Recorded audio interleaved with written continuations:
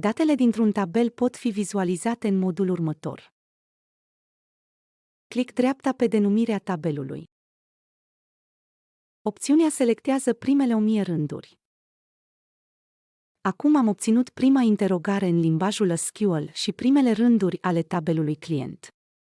Utilizarea unei interogări ne ajută să vizualizăm, să adăugăm, să ștergem sau să modificăm datele din tabele. În continuare vom studia mai amănunțit cum pot fi create interogările de selectare a datelor. Forma generală pentru o interogare de selectare este select, lista de coloane, from, denumirea tabelului. Ca spre exemplu select nume, prenume din tabelul client. Dacă dorim să selectăm toate coloanele din tabel, nu e nevoie să enumerăm toate coloanele, ci scriem în locul lor simbolul steluță. Select steluță se citește all, adică toate. From nume tabel. Select distinct. Ne ajută să facem o selecție fără redundanțe. Anume select distinct din tabelul comandă ne va returna doar denumiri unice ale comenzilor. Fără de această clauză am fi obținut mai multe redundanțe. Select top. Returnează doar un anumit număr de rânduri specificat între parantezele rotunde. Ca spre exemplu, select top 10 din tabelul client. Ne va returna doar primii 10 clienți.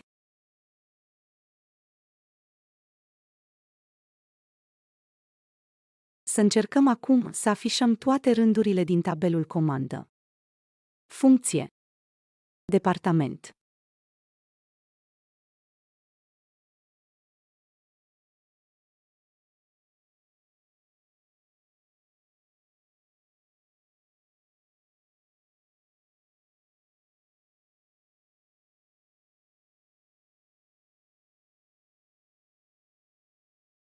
Cu distinct va arăta așa.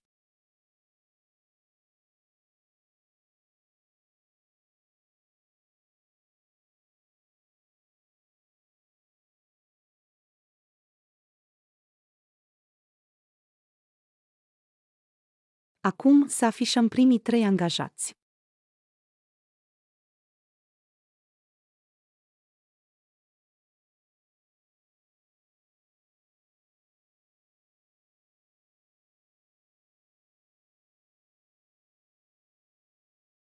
De menționat este faptul că limbajul SQL nu este case sensitiv, adică putem scrie cuvintele cheie fie că cu majuscule sau cu litere mici, nu are nicio importanță, codul va fi interpretat la fel. De asemenea, putem da la execuție doar un singur rând de cod preselectându-l dintâi.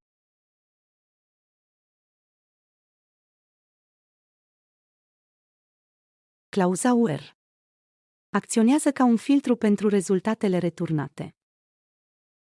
După where putem defini o condiție în baza căreia se vor returna doar anumite rânduri ale tabelului.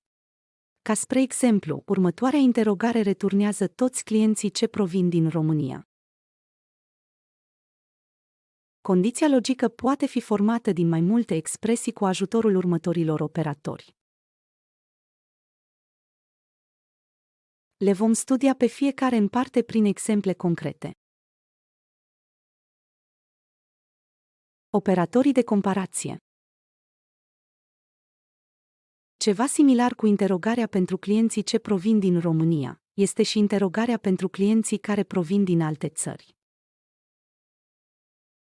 Select steluță from tabelul client where țara e diferită de România. Sau putem selecta comenzile ce au valoarea mai mare de 1000 sau mai mică de 1000. În practică, aceste exemple vor arăta așa.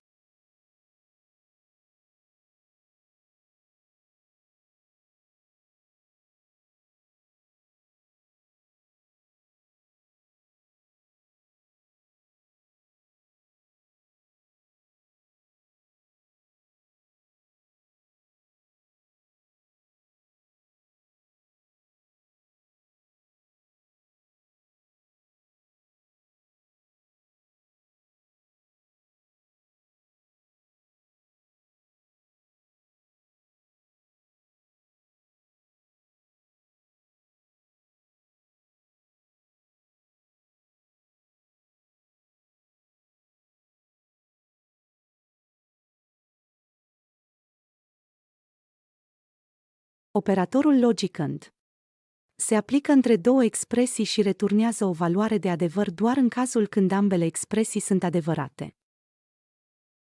Ca spre exemplu, să selectăm clienții care provin din România și sunt din București.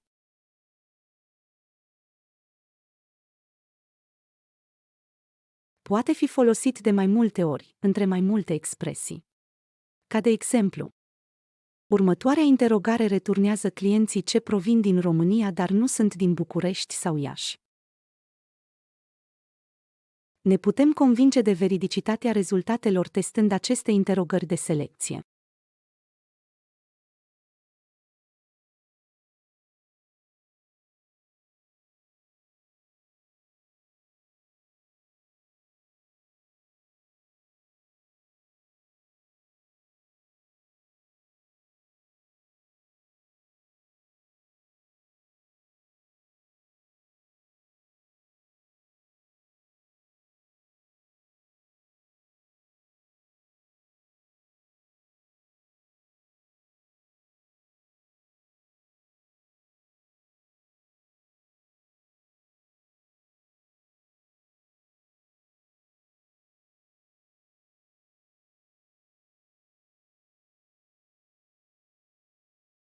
Operatorul logic OR se aplică între două expresii și returnează o valoare de adevăr în cazul când cel puțin o expresie este adevărată.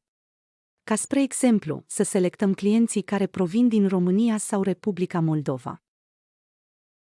Poate fi folosit de mai multe ori, între mai multe expresii.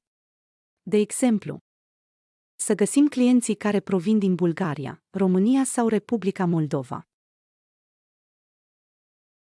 De asemenea, poate fi folosit în combinație cu AND, de exemplu, să se afișeze clienții din România sau Republica Moldova ce provin din capitală. În practică, aceste exemple vor arăta așa.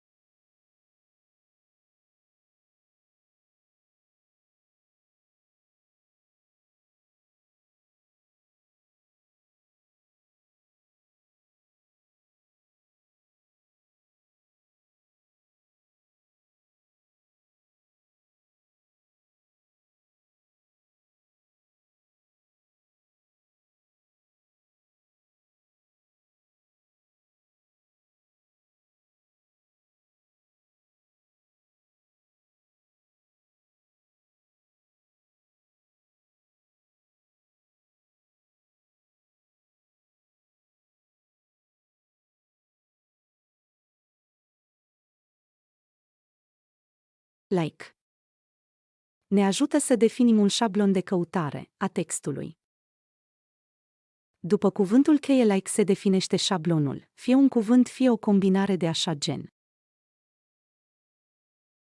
Simbolul procent servește pentru a ignora textul ce precede sau urmează, în dependență de cum este poziționat. De asemenea, poate fi ignorat doar un singur caracter, dacă utilizăm simbolul underscore.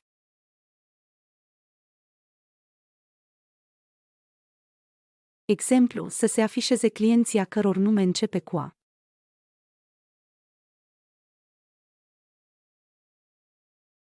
E nevoie după clauza where să adăugăm un filtru gen like și între apostrof specificăm a procent.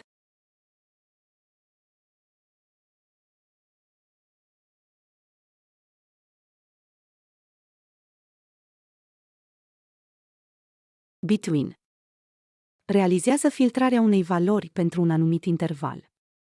ca spre exemplu să determinăm comenzile ce au valoarea cuprinsă între 100 și 1000. In returnează doar valorile cuprinse într-o colecție, ca spre exemplu să se afișeze clienții care provin din România, Republica Moldova sau Bulgaria. În practică aceste exemple vor arăta așa.